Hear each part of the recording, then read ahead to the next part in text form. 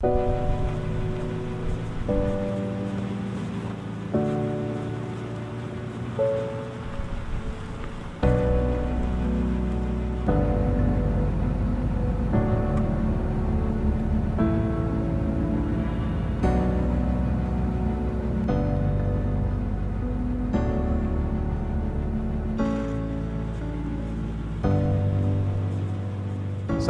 it's just the really simple stuff that helps us get out of the chaos and get our souls back and find God again.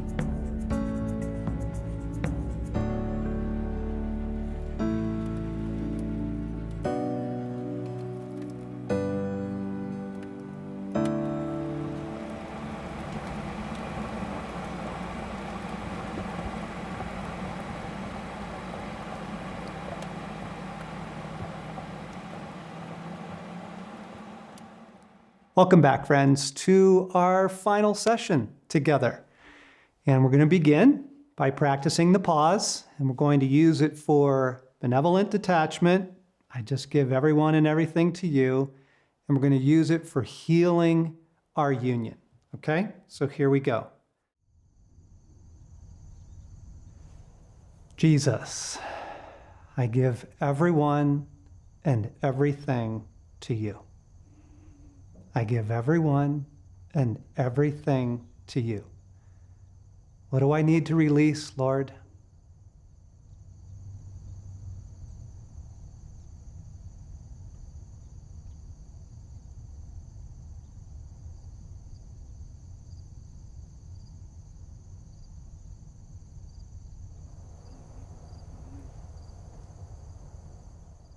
And Jesus, I pray that you would restore our union.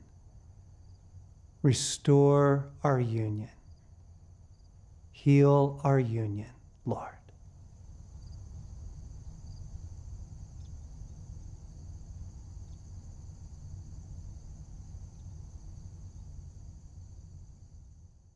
So we've been on this journey together to get our lives back and get out of the madness and find the life of God in us again and just be able to breathe and drink more deeply from all that He is bringing us.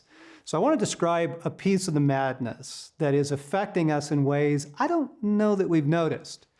So it started with an email the other day I got in one of those YouTube videos that somebody was sending to me. And, yes, it was outrageous. And yes, it got my attention because it was crazy. Okay, this is the stuff in our inbox. And what it was a beautifully done, amazing video of a guy riding a motorcycle on a wave in the ocean.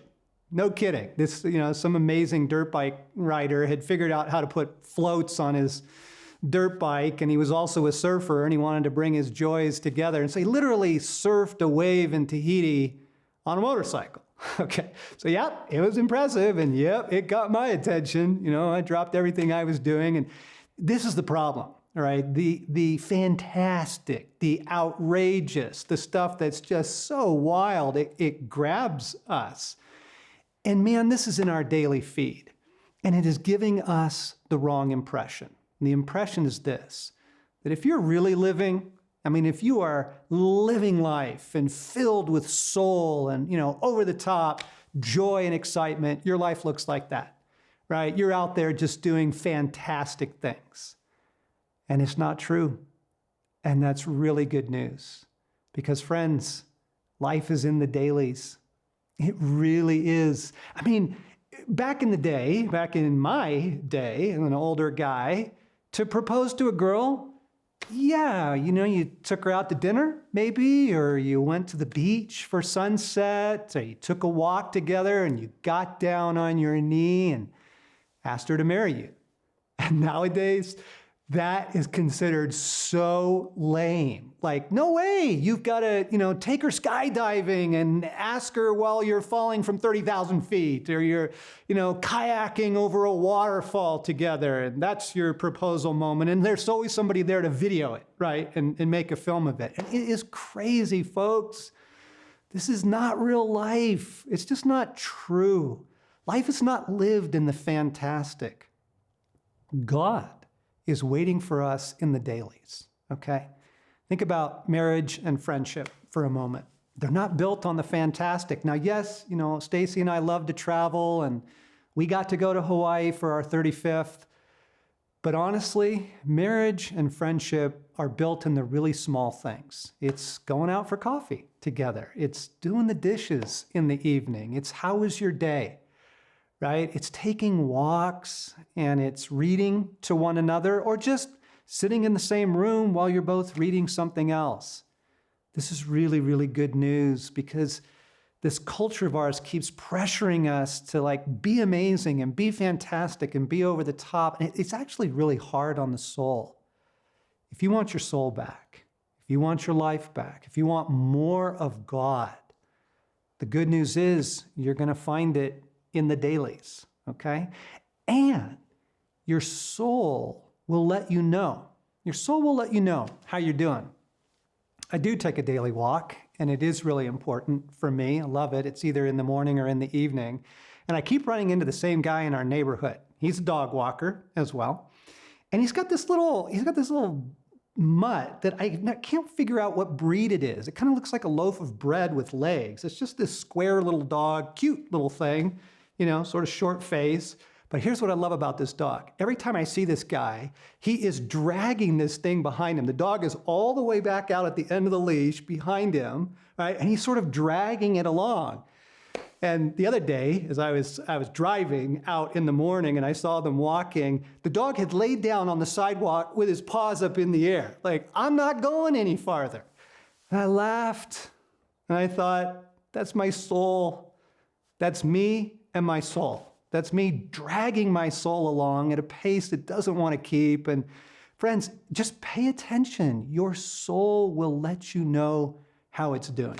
Okay, so this is what I want to give you in our final session. I want to give you the idea of barometers, signposts, indicators, gauges to kind of tell how you're doing. You should have some in your life that when do you know you're not doing well? What are the barometers for that?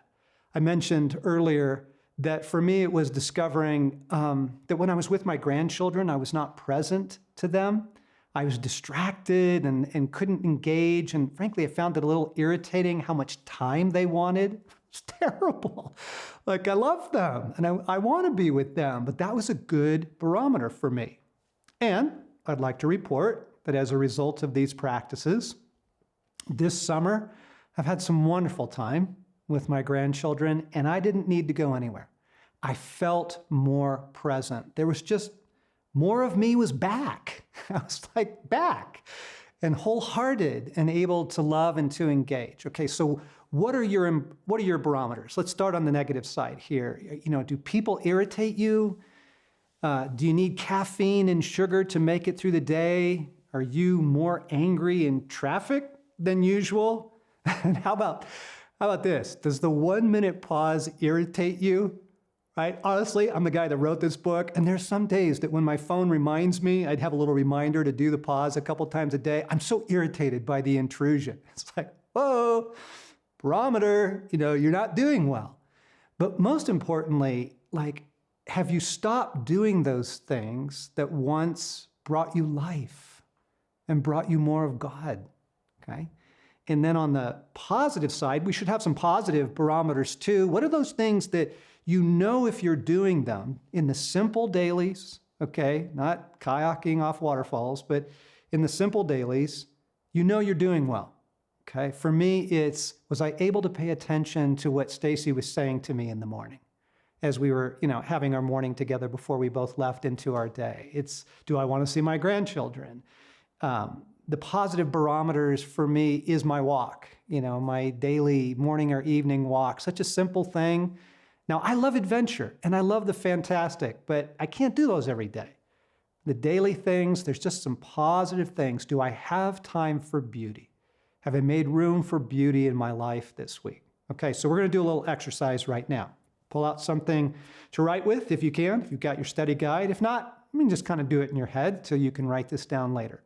So first we're going to start with, for you, in your life, when do you know you're not doing well?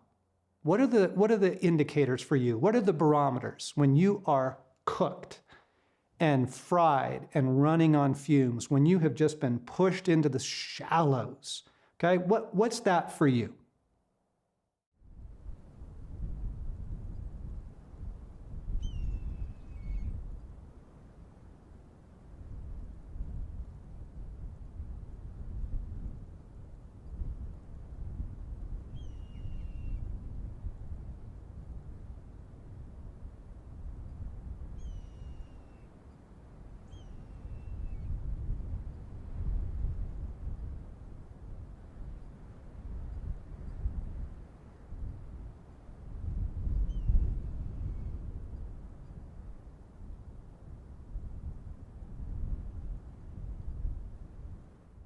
Okay, now let's go to the positive side. And for you, in the things that you love and the life that you love with God, what are the simple dailies, the simple weeklies for you that remind you, yep, I'm living well.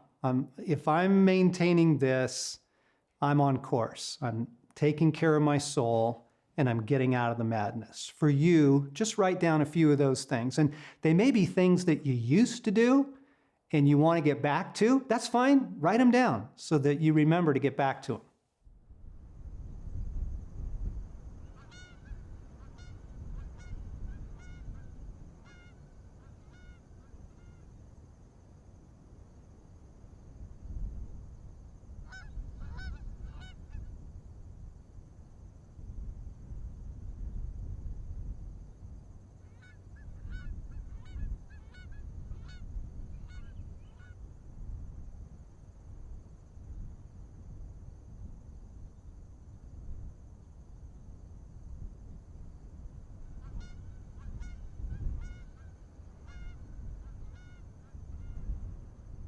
Here's the wonderful thing I love about barometers is that your soul will let you know.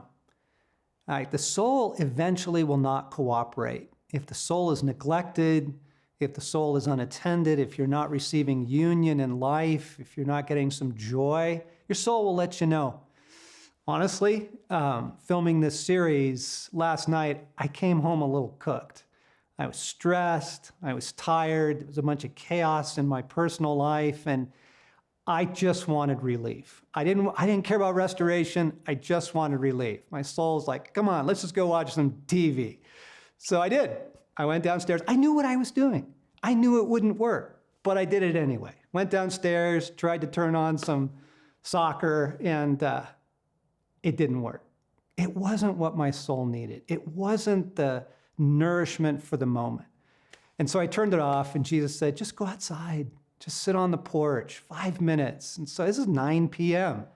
Go outside, sit on the porch, and there's crickets, and there's the stars, and there's this beautiful, cool evening breeze coming down from the mountains. And it did not take long, to realize, yes, this is the God I love. This is who you are. This is who we are. I love saying that to him. This is who you are. This is who we are. This is what our life is. And I receive you again. I release everything to you. I pray for our union. So your soul lets you know. And you know what? If you look in the eyes of the people around you, their souls will let you know too how they're doing. Because we are way late in the war, friends. We are way late in the war. And most people are losing. It's a long, slow war of attrition. You can just see the light going out of their eyes. They're so harried and haggard. They're completely distracted by media and the web and the chaos, and they don't have any time to take care of themselves. They have never taken a moment to pay attention to their neglected soul. There's no beauty. There's beauty coming to them, but they're not receiving beauty into their life, and they don't have any idea how to find union with God. Humanity is in bad shape. And I think in this moment, we can be kind of like the desert fathers and mothers. We can be this countercultural presence that's offering another way, right? This presence of, wait, like, you do what? You turn your phone off when you get home? I tried texting you last night. You didn't answer me until 9 o'clock this morning. You go, yeah, I get off all that in the evening. Whoa, what do you do? And you can kind of describe your life. I think we can live a life where people see that what they are aching for is actually available. They'll see the light in your eyes. They'll see the restoration that you're experiencing. And it's all in the dailies, friends. So here as we're winding up, I just want to give you a couple of encouragements. The world that we're living in right now requires a life that is saturated with God. It requires a soul that is well and strong and resilient. And you know the double bind. This world is never going to invite you there. This world is going to fight that and try and take that from you constantly. So we've got to make some choices. What will you do to get your life back? What will you do to live a sane life? Doesn't have to be amazing, doesn't have to be over the top. So here's my verse for you. I want to go to Paul, the Apostle Paul, for you in Philippians. Keep putting into practice all you learned and received from me, everything you heard from me and saw me doing, and then the God of peace will be with you. Philippians 4:9. What I love about that verse is the kindness of it. Paul is saying, just keep giving it a try. Just keep putting into practice the things that you've seen and heard are helpful for the soul and bring you more of God. And then the God of peace will be with you. There's a graciousness to it. He's not saying, get it right, get it perfect. God is nowhere in the pressure to be amazing. This isn't about being amazing, okay? This is about the dailies. So the things we've talked about and the things that you'll discover in the study guide and so much more in the book, just put those things into practice in the dailies, and God will be with you. I hope that this has been helpful to you. And if it has been, I hope you'll invite a few more folks into it, because there's a lot of hurting souls out there that need this. And there's more, lots more. Kept referring to the book through the series. If you haven't read it, hope you do. It'll really refresh your soul. And there's a whole bunch at our website at ransomedheart.com. Conferences we do, retreats for restoring the soul, podcasts, and more videos like this that we do to help you get your soul back and help you be strong in this world. May the God of peace be with you.